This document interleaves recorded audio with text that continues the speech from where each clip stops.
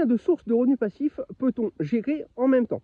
Donc effectivement, je rappelle d'abord les 4 piliers d'enrichissement qui vont permettre de générer des revenus passifs et que je préconise sur cette chaîne. Donc c'est d'abord la bourse, ensuite l'immobilier, ensuite la location de voitures entre particuliers et le business en ligne. Donc effectivement, combien vous pouvez gérer seul de sources de revenus passifs? Effectivement, c'est à peu près une dizaine.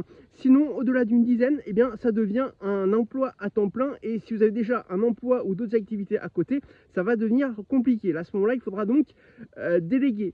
Alors attention, parce que petite nuance, quand je parle de sources de revenus passifs, je parle de choses qui peuvent être dans le même pilier d'enrichissement. Par exemple, si vous avez 3 appartements, pour moi, c'est 3 sources de revenus passifs. Si vous avez 3 voitures que vous louez, c'est 3 sources de revenus passifs. Donc bien faire attention à cette nuance.